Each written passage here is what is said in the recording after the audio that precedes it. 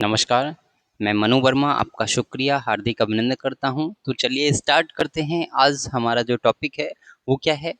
NCERT है, EBS NCERT और ये आपके लिए बहुत ज़्यादा बेनिफिशियल होने वाली है यदि आप केबीएस पीआरटी टायर 2 या फिर सीटेट की तैयारी कर रहे हैं तो। क्योंकि ये हमारा सिर्फ़ और सिर्फ़ एनसीईआरटी बेस्ड है, बहुत ही इम्पोर्टेंट होने वाला है। तो चलिए स्टार्ट करते हैं और देखते हैं सबसे पहले आपके लिए क्या है। तो सबसे पहले यहाँ पर दिया है वेबर वर्ड के बारे में। वेबर वर्ड जो है वो आपकी जो प्रीवियस एनसीईआरटी थी पुरानी वाली उसमें भी दिया था। तो कोई भी चीज़ अगर पुरानी एनसीईआरटी में भी दी है, इसमें भी दी है, इसका मीन्स क्या है कि वो आपके लिए मोस्ट इम्पोर्टेंट हो जाती है, ठीक है? द मेल बया बीवर, आपने बया का नाम सुना होगा, बया बीवर, उसी को बीवर वर्ड भी बोला जाता है। सो द मेल बया beaver is a beaver word who builds beautiful hanging nest from grass. एक जो मेल बया होती है, मेल बया बीवर, वो क्या करती है? हु वुल्ड्स ब्यूटीफुल हैंगिंग नेस्ट, बहुत ही अच्छा हैंगिंग नेस्ट वो बनाती है। किससे? तो आप कहेंगे ग्रास से। लेकिन इंपॉर्टेंट पॉइंट क्या है कि जो मेल बया है वो बना रही है, ठीक है? मेल बया बीवर जो है वो बना रहा है, जो फीमेल है वो नेस्ट नहीं बना रहा है, ठीक है? They weave the stands over and under to make the nest strong, वो अपने नेस्ट को अंदर से बाहर से दोनों तरफ से काफी स्ट्रॉन्ग करके बनाते हैं और यदि आपने देखा हो तो बहुत ही सुंदर लगता है। The nest is shaped like a pouch and Hanks from the branch of a tree, आपने देखा होगा कभी कभी वो ब्रांच से लटकता हुआ, सपोज मान लीजिए ये ब्रांच है तो ब्रांच से लटकता हुआ ऐसा कुछ इस टाइप का आपने शेप देखा होगा, ठीक है? कुछ इस टाइप का शेप आपने देखा होगा। ये किसका है? तो आप कहेंगे ये है आपका वेबर बर्ड का नेस्ट है, ठीक है?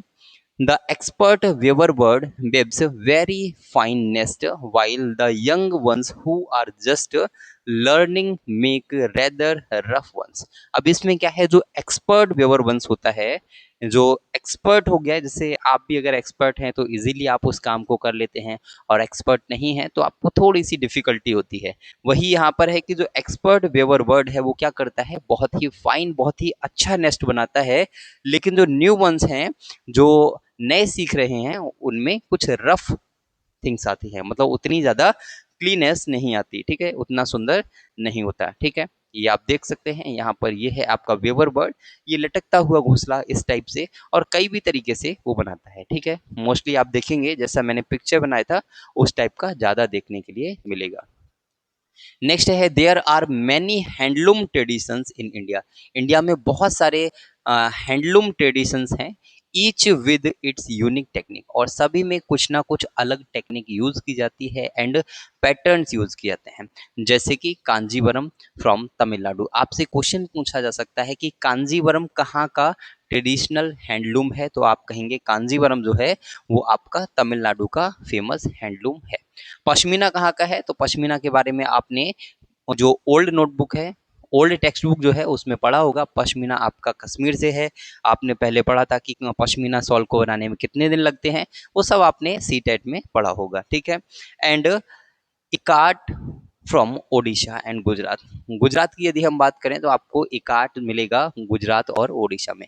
तो तीन इंपॉर्टेंट पॉइंट आपको याद रखना है। कांजीवरम कहाँ का है? तो आप कहेंगे कांजीवरम आपका तमिलनाडु का है। पश्मीना कहाँ का है? तो पश्मीना आपका कश्मीर से रिलेटेड है। और आपका जो आईकाट है वो कहाँ का है? तो आईकाट आपका ओडिशा और गुजरात से संबंधित आपको मिलेगा। काफी इंपॉर्टेंट पॉइंट है। Next, loom. अब लूम क्या होता है उसको एक बार समझ लेते हैं कि people in India knew how to weave even 4000 years ago. ये कोई नई चीज नहीं है, 4000 ईयर्स पहले भी लोग बुनाई करना जानते थे कि कैसे कपड़ा बनाते हैं। Traditional weaving is done by hand on an instrument called loom. अब लूम क्या है? लूम जो है वो एक ट्रेडिशनल इंस्ट्रूमेंट था, जो कि, और है भी, था नहीं बोलेंगे, है, एक ट्रेडिशनल इंस्ट्रूमेंट है जिसके थ्रू हम क्या करते हैं? कपड़े की बुनाई करते हैं, ट्रेडिशनल कपड़े की बुनाई करते हैं, कपड़ा बनाते हैं। The cloth made this way is called the handloom fabric. और हाथ से इस तरीके से जो फैब्रिक, जो कपड़ा बनाया जाता है उसको हैंडलूम बोला जाता है। India has some of the best handloom weavers who are expert at their craft. India में बहुत सारे ऐसे हैंडलूम वेवर्स मिलेंगे जो अपने काम में बहुत ही एक्सपर्ट हैं। और यहाँ पर आप पिक्चर में देख सकते हैं, ये आपकी मशीन है, ये आप यहाँ पर देख सकते हैं, यहाँ पर देख सकते हैं, यहाँ पर देख सकते हैं। इसी को आप क्या बोलते हैं, लूम बोलते हैं। क्या बोलते हैं, लूम। ये जो मशीन है उसको हैंडलूम बोलेंगे, और जो कपड़ा बन रहा है हैंड से जो बनाया जा रहा है उसको हैंडलूम कहेंगे। ओके, तो आपसे क्वेश्चन पूछा जा सकता है कि लूम क्या है, हैंडलूम क्या है, दोनों चीजें बहुत इंपॉर्टेंट हैं, दोनों को याद रखिएगा। आई होप कि वीडियो आपको अच्छी लग रही होगी। अच्छी लग रही हो तो वीडियो को लाइक कर दीजिएगा, शेयर कर दीजिएगा, और चैनल पे फर्स्ट टाइम विजिट कर रहे हैं तो चैनल को सब्सक्राइब कर लीजिए। बट मुझे उम्मीद है कि आपने अभी तक वो सब कर लिया होगा। ठीक है, do you know, Gandhi ji showed us how important it is for us to become self sufficient। अब इसमें क्या है कि गांधी जी ने ये दिखाया था कि हम भी सेल्फ सफिशिएंट हैं, हम भी अपने आप से कपड़ा बना सकते हैं। जब हमारे यहाँ पे अंग्रेज थे तो अंग्रेज क्या करते थे, यहाँ से जो हमारा कच्चा माल था, रॉ मटेरियल था, उसको लेके जाते थे और वहां से रेडीमेड क्लॉथ्स लेके आते थे। अब उससे क्या होता था, उसका कॉस्ट इंक्रीज करके वो हमारे इंडिया में ही सेल करते थे। लेकिन गांधी जी ने क्या बोला कि हम भी ये काम कर सकते हैं, हम कम से कम अपने क्लॉथ तो बना ही सकते हैं। इसीलिए उन्होंने वो चरखा बनाया था, आप सभी लोग जानते हैं। knowing how to make our own cloth while spinning thread from cotton and weaving it into a fabric। तो गांधी जी ने क्या किया, जो हमारा स्पिनिंग है, जिसको चक्र भी बोलते हैं आप, ठीक है, उससे क्या किया, थ्रेड बनाया और थ्रेड से कॉटन बनाया, और कॉटन जो है उससे क्या बन गया, हमारा फैब्रिक बन गया, यानी कि कपड़ा बन गया।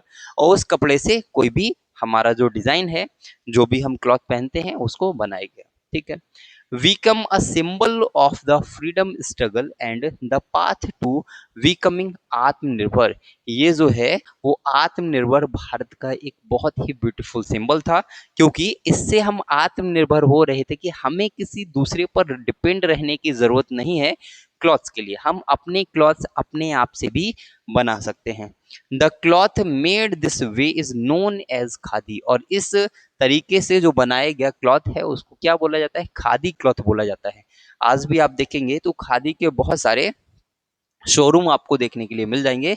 और नेक्स्ट है नेचुरल फाइबर। जो फाइबर है वो हमारे टू टाइप्स के होते हैं। पहला हमारा नेचुरल फाइबर्स होता है और सेकंड हमारा सिंथेटिक फाइबर्स होते हैं। तो पहले जान लेते हैं नेचुरल फाइबर्स के बारे में। कुछ जनरल फाइबर्स हैं जिनके बारे में आप जानते होंगे, लेकिन कुछ यूनिक भी है। We do not get fibres only from cotton. हमें जो फाइबर है वो ओनली कॉटन से नहीं मिलता।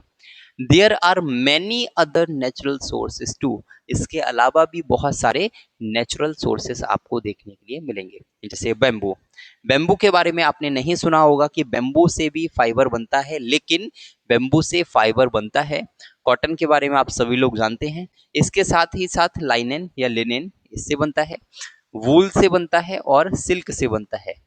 यानी कि ये सभी आपके क्या है, नेचुरल फाइबर्स हैं। कौन कौन से, तो बेम्बू, कॉटन, लाइनेन, वूल और सिल्क, ये आपके नेचुरल फाइबर्स की कैटेगरी में आते हैं। Okay, silk comes from the cocoon of a small insect called the silk moth. जो सिल्क है वो आपका कहाँ से बनता है, वो कोकून से बनता है। और cocoon of a small insect, cocoon किस चीज का होता है, कि स्मॉल इंसेक्ट का होता है। एक उसके अंदर इंसेक्ट होगा और इंसेक्ट क्या करता है, ऐसे थ्रेडिंग करता रहता है उसके ऊपर, तो क्या बन जाता है, एक लेयर बन जाता है। उस लेयर को जब हम हटाएंगे तो वो लेयर क्या है, वो हमारा फाइबर है। ठीक है, कौन सा, तो आप कहेंगे सिल्क। ठीक है, the cocoons are put in hot water, the silk thread is gently pulled out।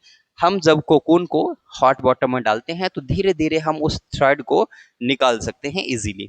And then made into thread that is used to make silk fabric. और उसके बाद हम उन थ्रेड को बना सकते हैं। होगा क्या, उसमें से जो लेयर ऐसे ऐसे निकल रही हैं, लेयर निकलती जाएगी, उस लेयर को हम अपने अकॉर्डिंग, हमें कितने मोटे साइज का धागा चाहिए, फैब्रिक चाहिए, थ्रेड चाहिए, वो हम बना लेंगे। हमें पतला थ्रेड चाहिए तो हम बना लेंगे, और उसी से हम जो हमारा थ्रेड है, थ्रेड से हम फैब्रिक भी बना लेंगे। ओके, ये आपका मोस्ट इंपोर्टेंट है और ये है आपका life cycle of silk worm. ये आपका मोस्ट इंपोर्टेंट की कैटेगरी में आ जाएगा। ठीक है, मोस्ट इंपोर्टेंट की कैटेगरी में आ जाएगा life cycle of silk worm. तो सिल्क वॉर्म कैसे बनता है और उससे एक मोट कैसे बन जाता है, वो सारा साइकिल हम यहाँ पे देखेंगे।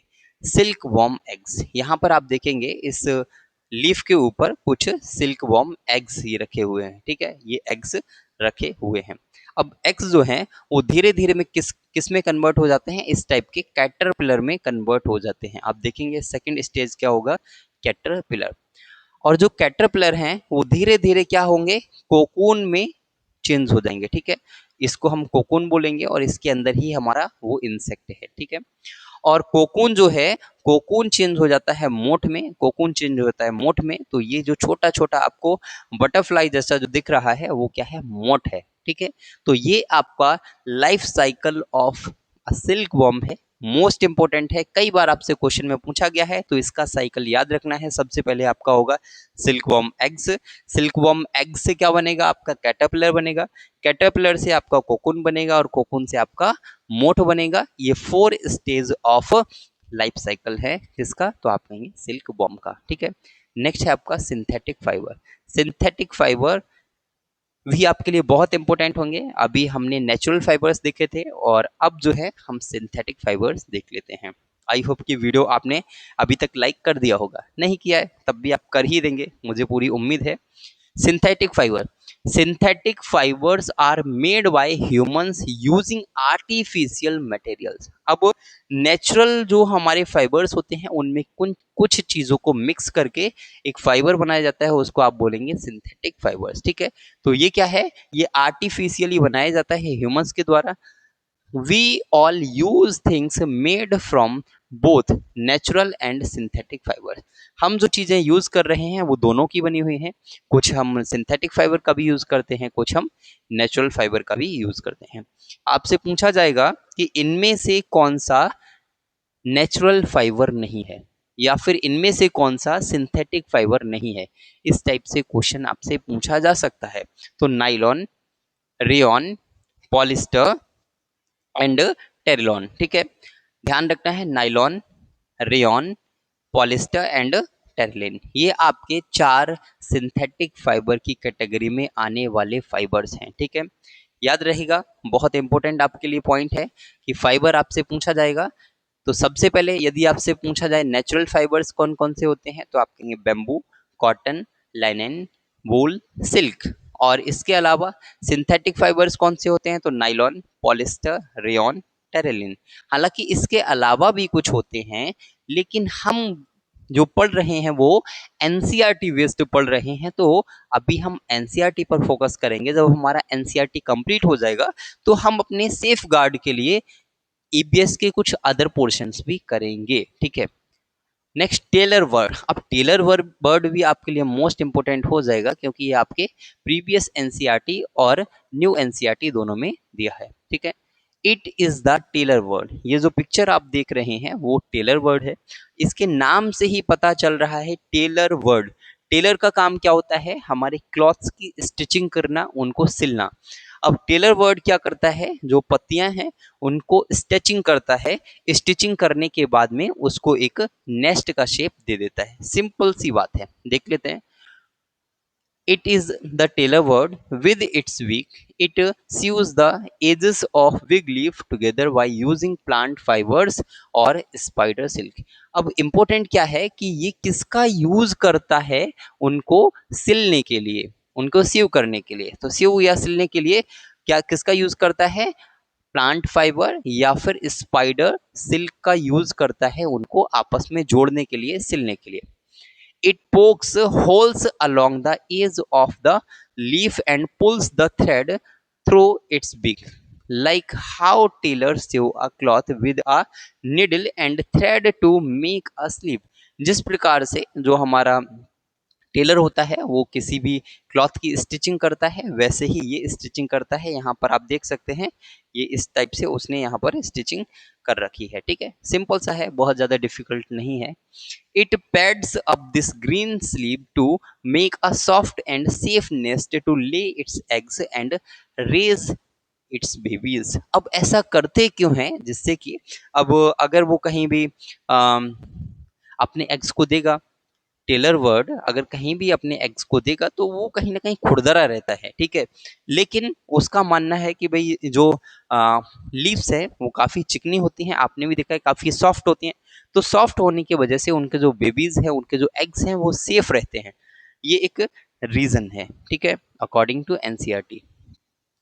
नेक्स्ट है हमारा, ये बहुत ही इंपॉर्टेंट आपके लिए होने वाला है और मेरा मानना है कि यहाँ से आपका क्वेश्चन बनेगा ही बनेगा, ठीक है।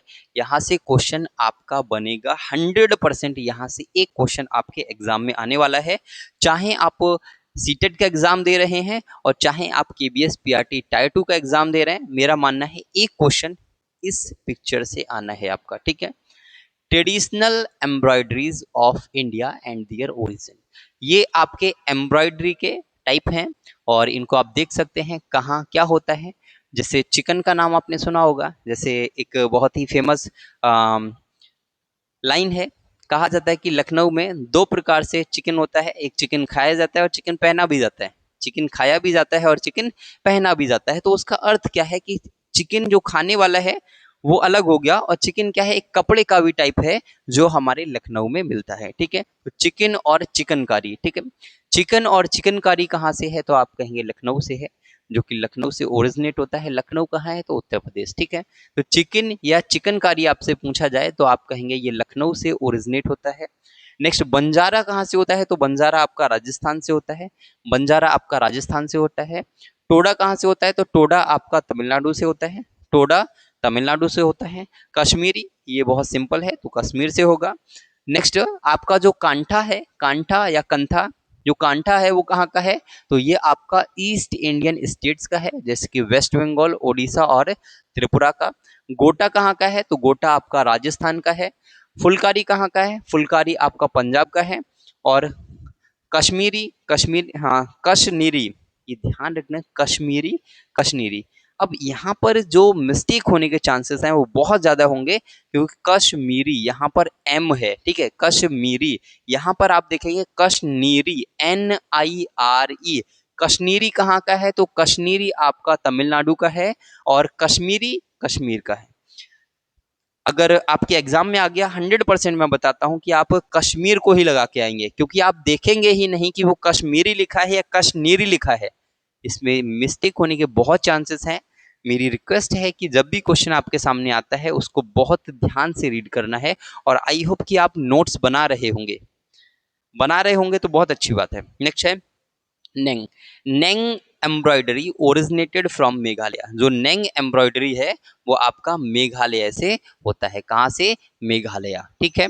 तो ये सिंपल सा है लेकिन इसको याद करना बहुत जरूरी है। यहाँ से मेरा मानना है कि 1 नंबर आपका कंप्लीट होना ही होना है। देख लेते हैं एक बार दोबारा से, चिकन कहाँ का है, चिकन या चिकनकारी आपका लखनऊ का है, अभी बताया मैंने। बंजारा कहाँ का है, तो बंजारा राजस्थान का है। टोडा कहाँ का है, टोडा तमिलनाडु का है। कश्मीरी, सिंपल कश्मीर से है। कांठा कहाँ का है, तो कांठा जो है वो आपकी ईस्ट इंडियन स्टेट से है, जिसमें कौन कौन से, ओडिशा, वेस्ट बंगाल और त्रिपुरा है। गोटा कहाँ का है, गोटा और बंजारा ये आपके राजस्थान से हैं। उसके अलावा फुलकारी कहाँ का है, तो आप कहीं पंजाब से है। कश्मीरी, फिर से मैं रिपीट कर रहा हूं, कश्मीरी, स्पेलिंग देख लेना ध्यान से, स्पेलिंग ध्यान से देख लेना, इसकी स्पेलिंग जो है बहुत कंफ्यूजिंग है। कश्मीरी, कश्मीरी, KASHNIRI, कश्मीरी जो है वो आपका तमिलनाडु से है। कश्मीरी तमिलनाडु से है। तो कश्मीरी और टोडा तमिलनाडु से, बंजारा और गोटा राजस्थान से है, ठीक है। और जो आपका नेंग है वो महाराष्ट्र मेघालय से है। जो नेंग है वो आपका मेघालय से है। तो आई होप की चीज़ें आपको समझ आ रही होंगी। बहुत ही इंपॉर्टेंट पॉइंट्स मैं आपके लिए लेके आया हूँ, बहुत मेहनत करता हूँ सिर्फ आपके लिए। रिसाइकल, अब रिसाइकल आप सभी लोग जानते हैं कि आजकल हम क्या करते हैं, चीज़ों को फेंकते रहते हैं, लेकिन हम उन चीज़ों को रिसाइकल कर सकते हैं तो हमें करना चाहिए, ठीक है। क्योंकि इससे जो हमारा वेस्ट है वो कम हो सकता है। People in our country rarely throw clothes, आपने देखा होगा ओल्डन टाइम में जो हमारे दादा दादी थे वो कभी कपड़ों को नहीं फेंकते थे, वो कपड़ों का रीयूज कर लेते थे, किसी ना किसी तरीके से रीयूज कर लेते थे। लेकिन आज के समय में हम क्लॉथ्स को फेंक देते हैं, वो कहीं ना कहीं गलत है मेरे अकॉर्डिंग, ठीक है। If the clothes no longer fit us, we usually give them over to a younger sibling or to anyone who can use them. और पहले लोग क्या करते थे, जो क्लॉथ थे उनको फेंकते नहीं थे और उन क्लॉथ्स को अपने जो छोटे भाई बहन थे उनको दे देते थे। लेकिन आज की डेट में क्या है कि आप अपने क्लॉथ अपने छोटे भाई बहन को दीजिए, बोलेगा हम आपके क्लॉथ पहनेंगे? भैया हम आपके क्लॉथ पहनेंगे? पहले आपने इसको यूज कर लिया, हम आपके यूज किए हुए क्लॉथ पहनेंगे क्या? तो जो हमारा एनवायरनमेंट है वो चेंज हो रहा है, ठीक है, तो उसमें थोड़ा सा सोसाइटी में चेंज आ रहा है, लेकिन ऐसा नहीं होना चाहिए, ठीक है। Sometimes an elder may make something else from it, और कभी कभी हम उससे कुछ नई चीजें भी बना सकते हैं, ठीक है। जैसे आपकी जो साड़ी है, तो साड़ी से कुछ और बना सकते हैं, साड़ी से कुछ और बना सकते हैं, किसी चीज का कवर बना सकते हैं, तो इस टाइप की चीजें पहले बनाई जाती थी। There is also an old tradition in our country of making beautiful quilts by joining small pieces together. बहुत सारे पीसेस को जोड़कर क्विल्ट भी बनाया जाता था, ये भी हमारा एक ओल्ड ट्रेडिशन था, लेकिन आज इस ट्रेडिशन से हम दूर जा रहे हैं। तो ऐसा नहीं होना चाहिए, हमें इनको रिसाइकल करना चाहिए, इनका रीयूज करना चाहिए, क्योंकि हमारे पास ये सोर्सेज लिमिटेड हैं। अगर ये सोर्सेज खत्म हो गए तो हमारे लिए बहुत प्रॉब्लम हो जाएगी। अब आप देखते हैं आज हम बहुत सारे आर्टिफिशियल या फिर हम कहें सिंथेटिक फाइबर्स का यूज करते हैं। क्यों?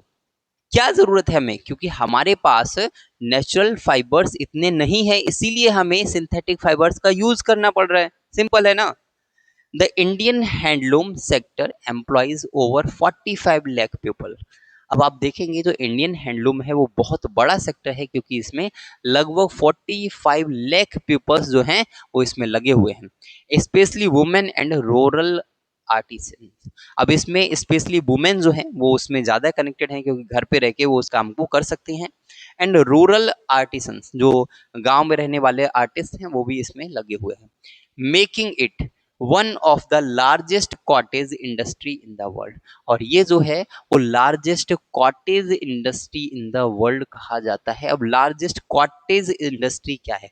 कॉटेज का मतलब है कि घर में रहकर जो बिजनेस किया जा रहा है, एक ही घर में अपने घर के सदस्यों के माध्यम से जो बिजनेस किया जा रहा है उसको हम क्या बोलते हैं?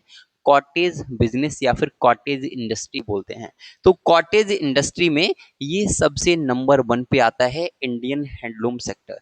इंडियन हैंडलूम सेक्टर जो है वो आपका नंबर 1 पे आता है, ठीक है। Indian Muslim was so fine that it was known as a woven ear. Indian Muslim was so fine that was known as woven ear, and a whole sari could pass through a ring. अब इसमें क्या है, जो इसमें बताया जा रहा है कि एक वोवन ईयर है। वोवन ईयर क्या है? कुछ मुस्लिम हमारे समुदाय के लोग हैं जो एक वोवन ईयर बना रहे हैं, वो भी एक क्लॉथ है एक टाइप का, और वो इतना फाइन क्लॉथ है जो कि एक फिंगर, जो हमारा फिंगर में पहनने वाला जो रिंग होता है उसके अंदर से पूरा का पूरा जो हमारा क्लॉथ है वो निकल जाता है, पूरा का पूरा जो साड़ी है वो उसके अंदर से निकल जाता है, शॉल है वो एक रिंग के अंदर से निकल जाता है, तो बहुत ही सॉफ्ट है, ठीक है। India was the first country to cultivate and use cotton to make clothes. जो इंडिया है वो एक ऐसा फर्स्ट कंट्री है जो कॉटन को कल्टीवेट करता है एंड कॉटन से ही क्लॉथ्स बनाता है। रेवोल्यूशन रेवोल्यूशनिंग रेवोल्यूशनिंग टेक्सटाइल्स वर्ल्ड वाइड, ठीक है। और इससे वर्ल्ड वाइड एक क्या आया? रेवोल्यूशन आया टेक्सटाइल के सेक्टर में, क्योंकि इंडिया जो है वो लार्जेस्ट प्रोड्यूसर है। India is the largest producer of jute in the world. Jute का लार्जेस्ट प्रोड्यूसर इंडिया है। और इंडिया में भी यदि आप देखेंगे तो वेस्ट बंगाल, जो आपका वेस्ट बंगाल है, वेस्ट बंगाल जो है वो आपका 90% ऑफ जूट जो है वो आपका वेस्ट बंगाल ही उगा लेता है। The Patola sari from Patna Patan sorry Patan Patola sari from Patan Gujarat is very complex. और यहाँ पर आप देखेंगे कि जो हमारा एक साड़ी का टाइप होता है, साड़ी को बेसिकली हम हिंदी में साड़ी बोलते हैं, इंग्लिश में साड़ी लिखते हैं। The Patola sari from Patan Gujarat is very complex. ये बहुत कॉम्प्लेक्स है क्योंकि इसको बनने में बहुत टाइम लगता है। It takes 6 months to 1 year to weave just one sari, जिसको वन साड़ी को बनाने के लिए 6 months से लेकर और 1 year तक लग जाता है। और जब इतना टाइम कोई भी कारीगर, कोई भी आर्टिस्ट उसमें देगा तो उसका कॉस्ट भी बहुत हाई होगा। तो ये हमारे लिए रेयर क्यों हो जाता है?